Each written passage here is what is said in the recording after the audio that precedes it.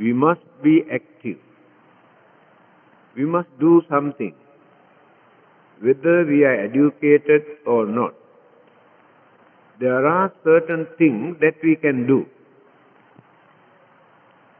by using our mind, by using our words, by using our physical body.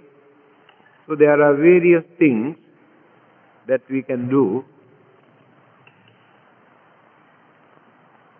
to make use of this life for our own benefit, as well as to do some service to others.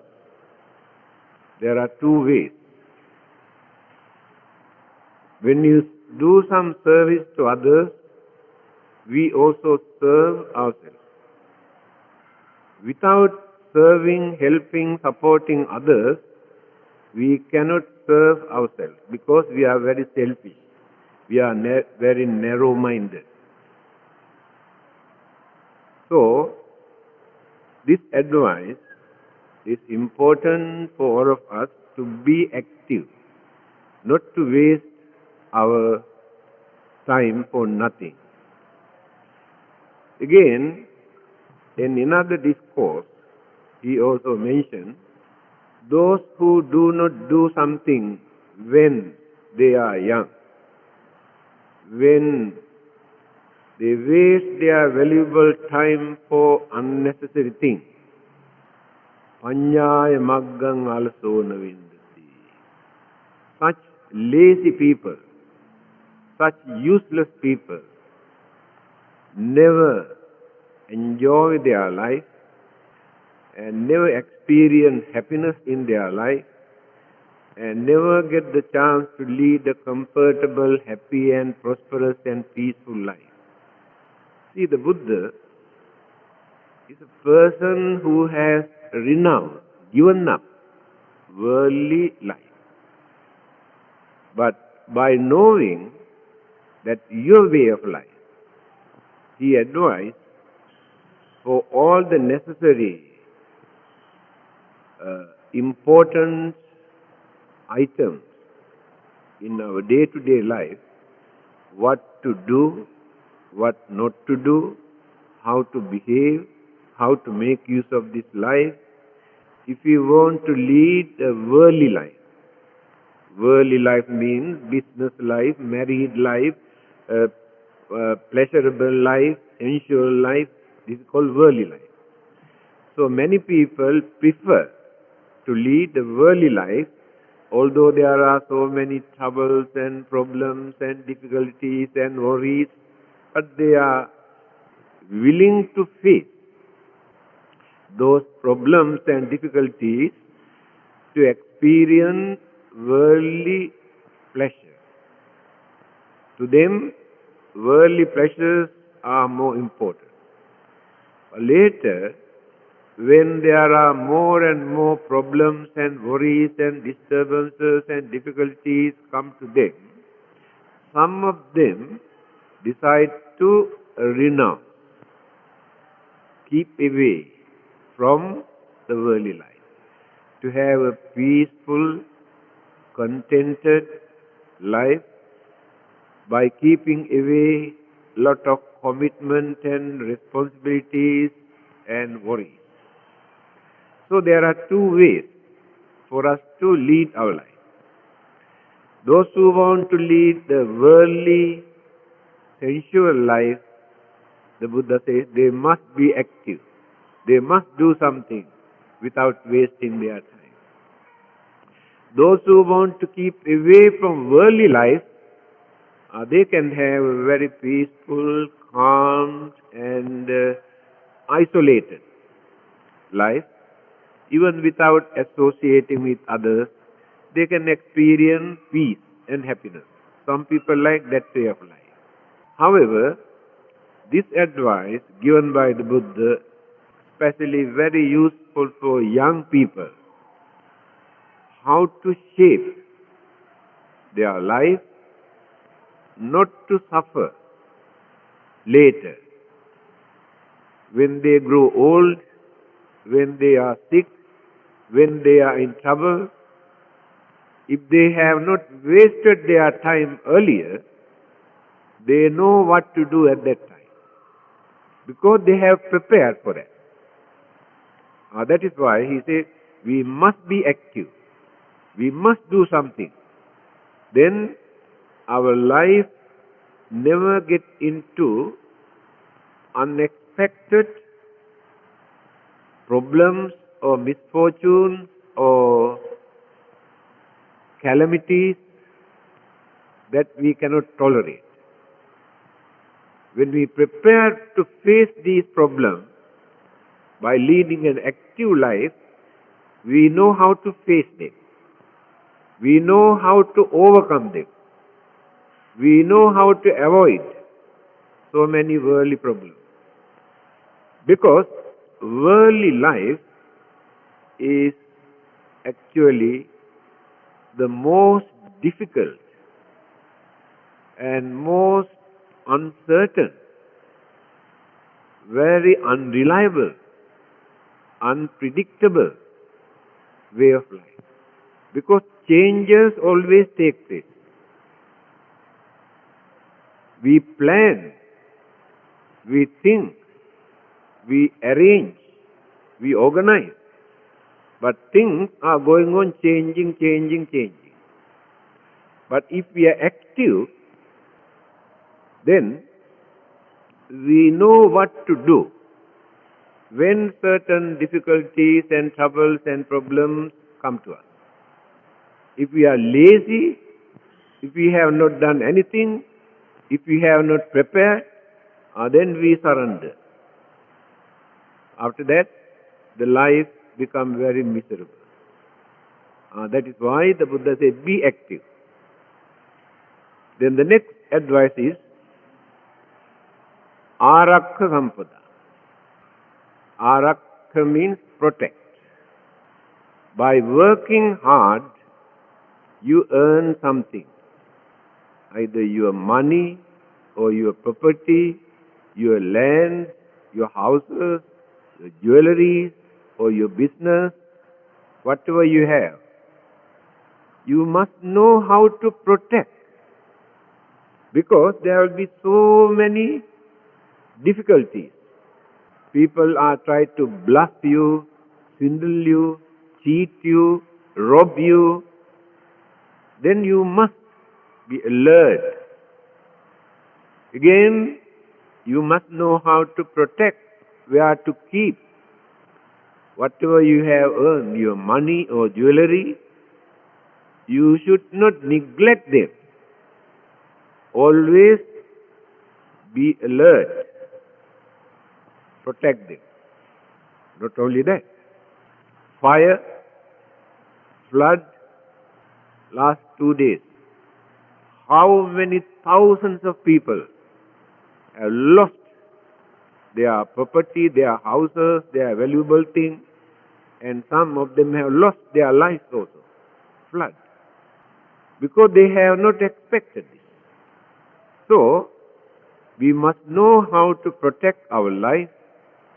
We must know how to protect our family members, our houses, our property, our income, our money. These are the duties of worldly people.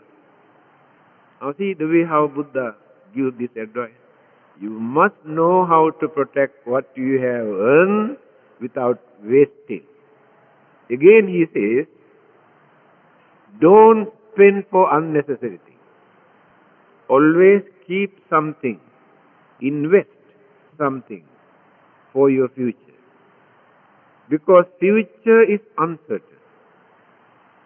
Today you may have your relatives, your friends, your parents, your brothers, your sisters, but how long can you depend on them? Therefore you must have some sort of confidence in you.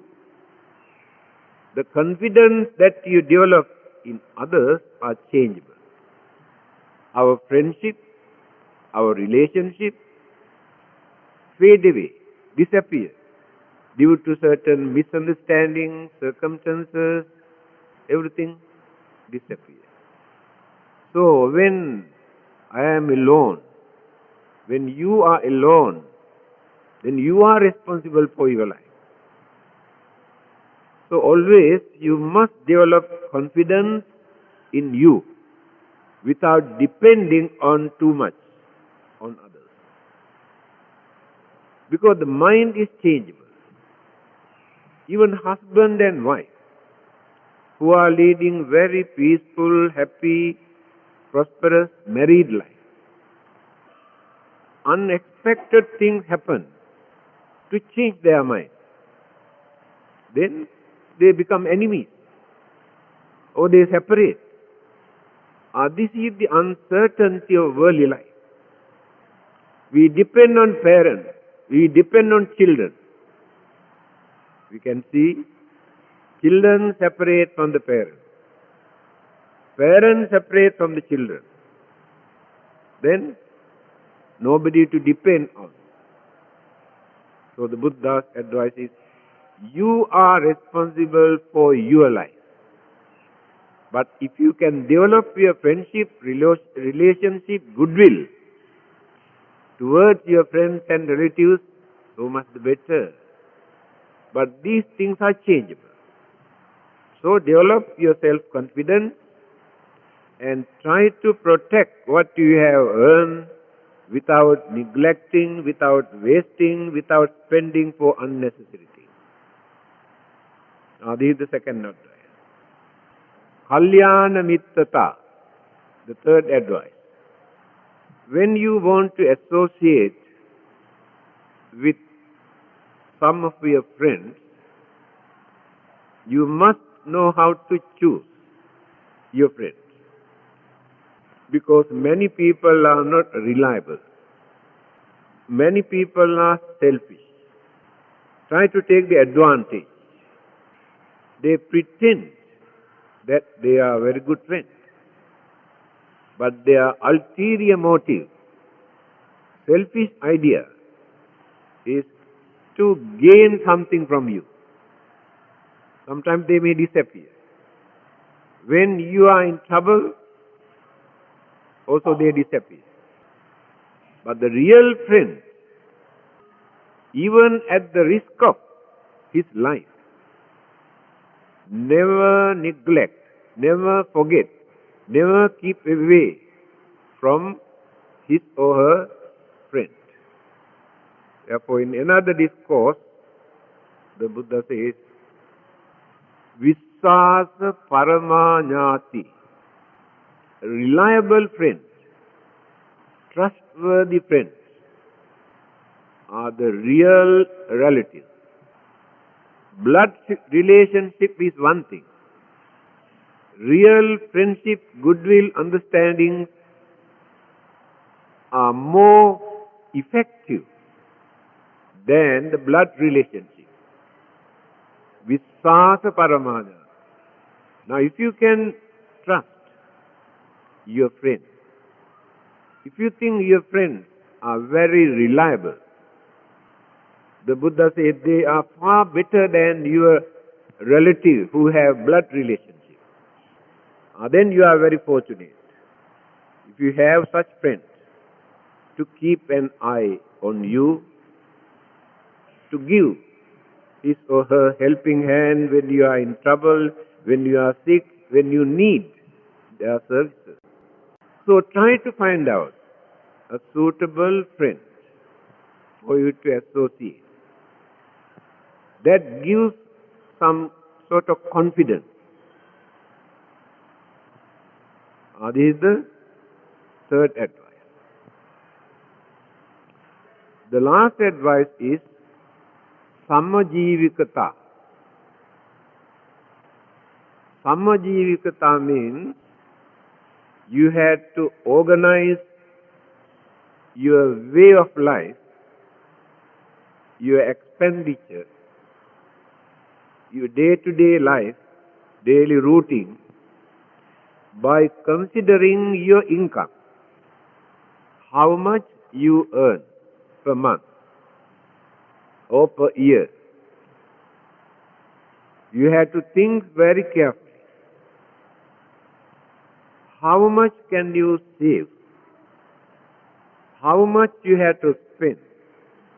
Because Buddhist economy, or the Buddha's teaching, he said, the whole income that you gain, say 1 month, you earn only $1,000. Then how to spend this $1,000? Ekena bhoge bhunjaya. You have to divide these 1,000 into 4 groups. Then 250. Ekena bhoge bhunjaya. You can spend only $250 for your food. Should not spend more than 250 per your food. Dvihi kammang payoje. 2 portions, that means $500. Dvihi kammang payoje. $500 you had to spend for your duties, responsibilities, your business and all your activities.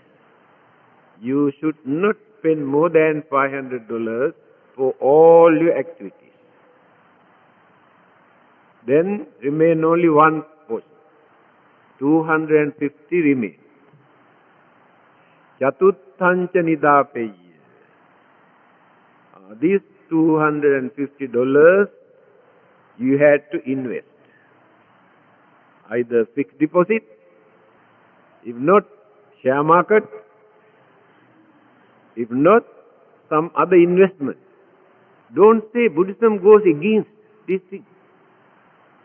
You had to invest certain amount. Then you can go on developing, multiplying, increasing interest, compound interest. So after few years, time you can see how much. Then you have confidence. Now I am not worried. Whether my husband supported me or not, whether my wife supported me or not, whether my children supported me or not, whether my relatives or friends supported me or not, I have something. I have something. So when I am sick, when I am in trouble, when I am in difficulties, I have something. Then that confidence gives courage for you to carry on the rest of your life without worrying, without crying. See the way how the Buddha has advised. He did not talk to tell you how to go to heaven, how to go to nirvana at once. First you have to prepare your worldly life, your household life. After preparing all these things, when you are happy, when you are contented, when you are satisfied, then devote more time for concentration, for meditation, for religious activities. But meanwhile, you can contribute something for religious activities, at least certain percentage for religious activity. That is another investment for your next life.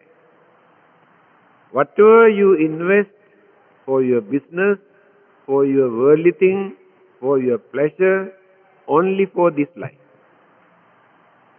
Therefore, it is your duty to invest something for your next life also. Otherwise, you have to go with empty hand, because you have not prepared for your future. All of us know this is not the first and the last life we are spending here. We have to continue, whether we believe or not, whether we can understand or not. The life continues. We cannot stop it. Then, if life continues, we had to act wisely, not to suffer.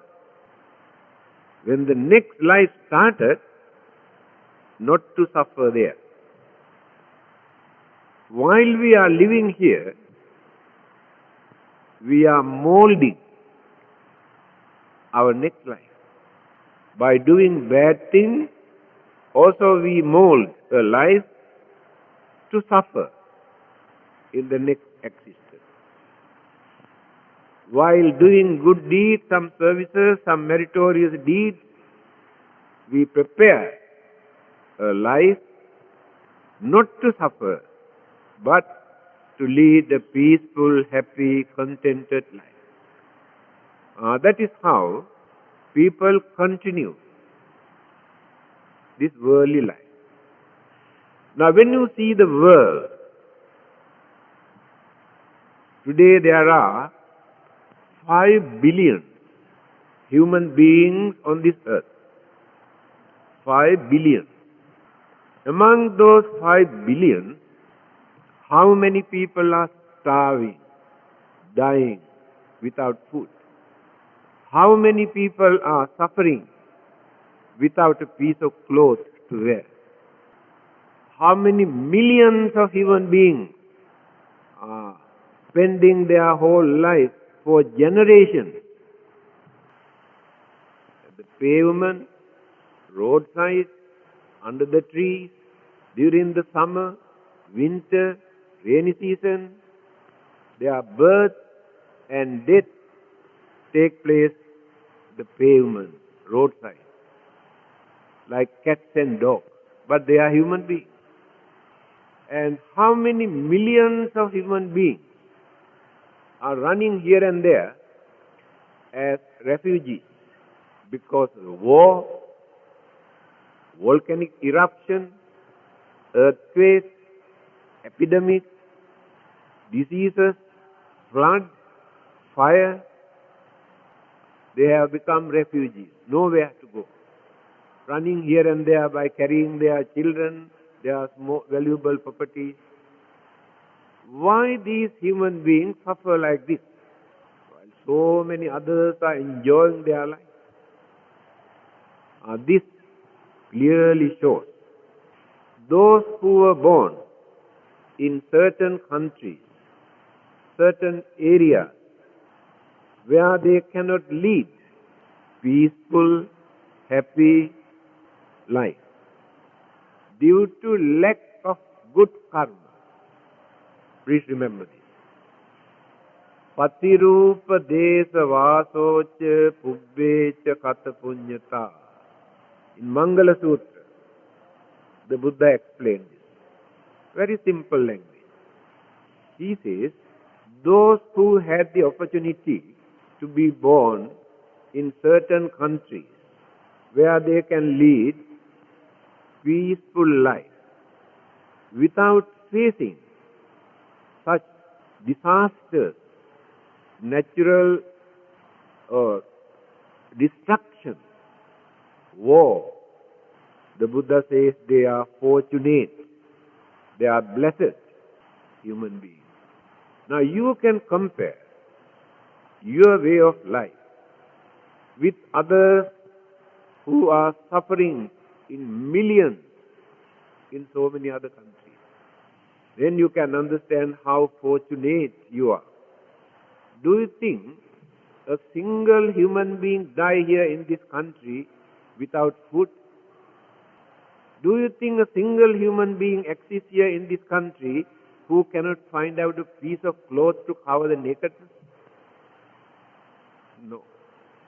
But in certain other countries, millions, nothing to eat and nothing to wear, like animals. Then who is responsible for their life? If God is responsible, it is the duty of the God to provide all the necessary things. Therefore, as Buddhists, we don't believe that God is responsible for this. We are responsible individually. If I don't like to suffer, my duty is not to harm others.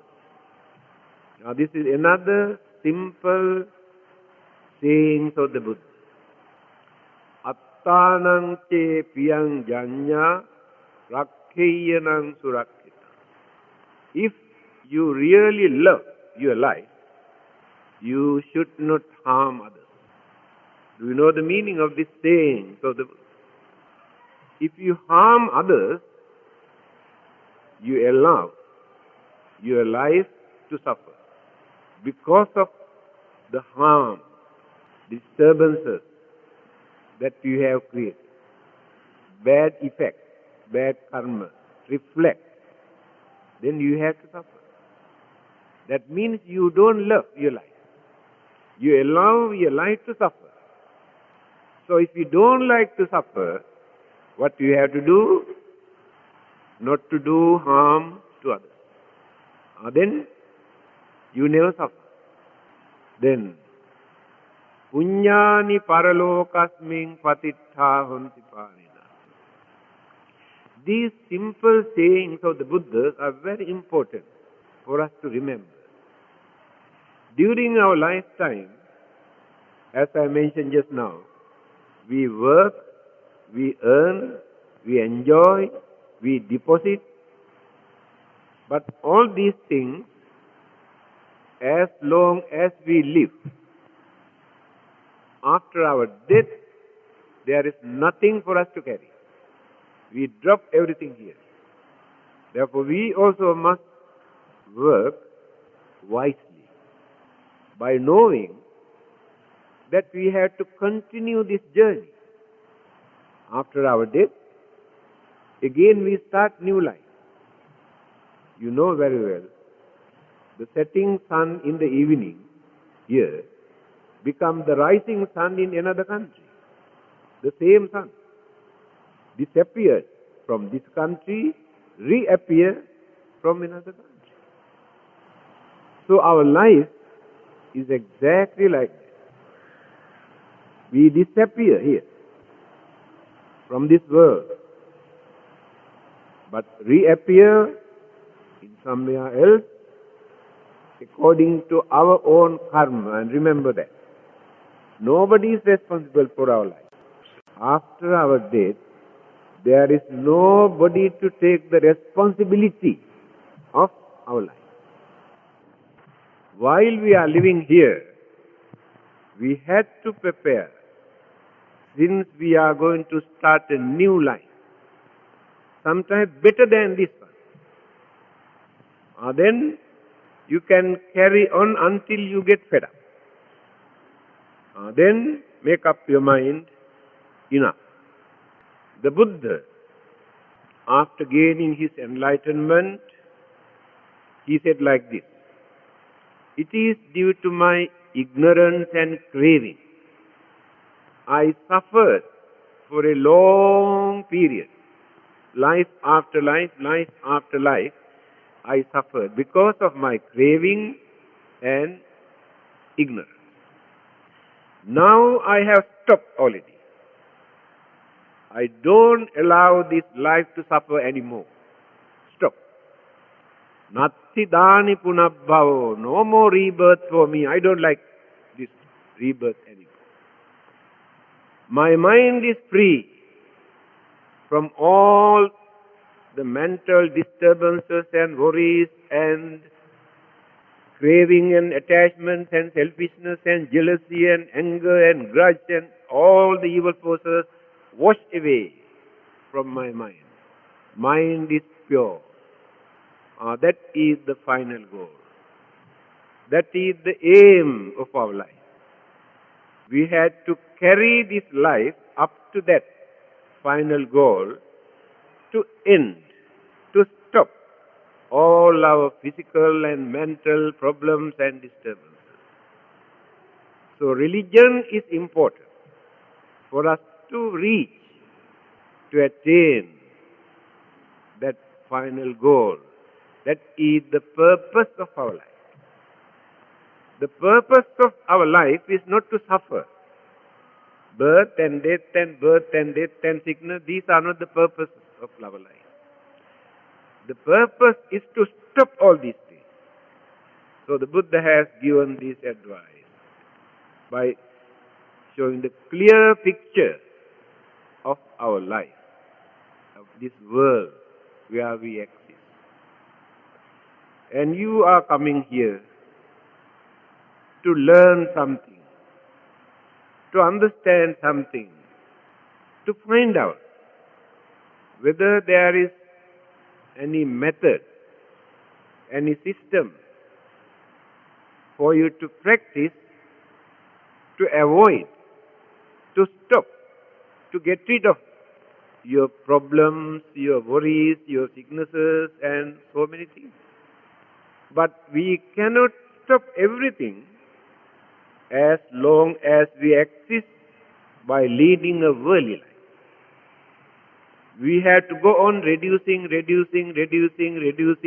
life after life. Reducing selfishness, reducing anger, reducing jealousy, reducing enmity. All the evil forces we had to reduce. But at once we cannot get rid of them. Then one day life will become very perfect, very holy, very sacred, very noble. Now we are not noble because there are a lot of problems and worries and disturbances, anger, jealousy, grudge and ill will and all sort of things. Therefore we are not noble. But we are trying to be noble. So if we want to be noble, then we have to reduce it. So these things we cannot gain simply by praying or worshipping. They are important. Worshipping, praying, chanting are important to calm our mind, to train our mind, stop evil thoughts, to disturb the mind.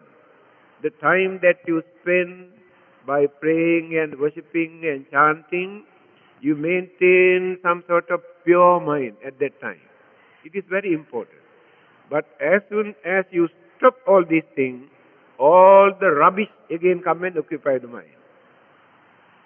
During the time that you spend for your meditation, also like that. Now, you take one big bucket or basin and cover the green grass. Keep for 2 weeks.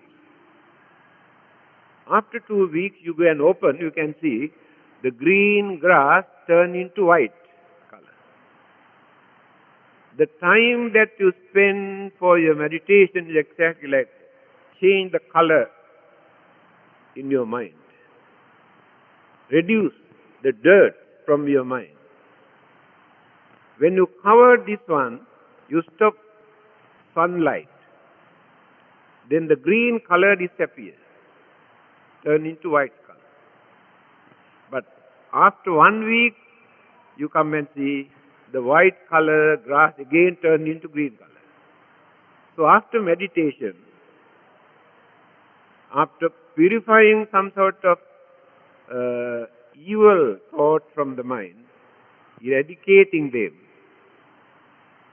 you maintain pure mind. When you stop your meditation, again all the rubbish come and occupy the mind, just like the grass.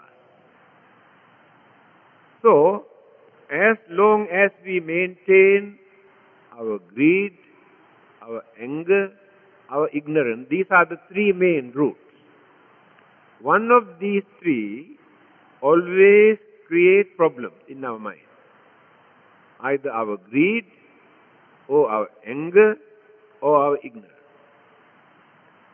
So as long as we keep these three things in the mind, there is no complete purity. For the time being, we can control the mind by suppressing them. But when you stop, again these things come and occupy the mind. This is the problem we are facing. So, these 4 advices given by the Buddha: Utthana Sampada, Arakka Sampada, kalyana mittata, samajivikata. Do something without wasting your valuable human life. That means don't be lazy. That's the first advice. Arakka sampada. What you have earned by working, you must know how to protect them without wasting, without neglecting. Since you are living in the society, you have to associate with others. You have to work with others. You need some friends. So when you associate with them, you must know who are the reliable, trustworthy, good friends. Then that gives some sort of confidence for you to maintain your life. Samajivikata, you have to organize your income and expenditure in such a way for you to maintain your way of life, to avoid frustration, disappointment, unsatisfactoriness in your life. Without spending everything what you have earned, always there must be something for you to invest. This gives you happiness, confidence in your life. These are the 4 advice given by the Buddha. On the other hand, I also mentioned whatever we have earned, whatever we have accumulated, however we enjoy our life, after our death, we drop everything here. There is nothing for us to carry.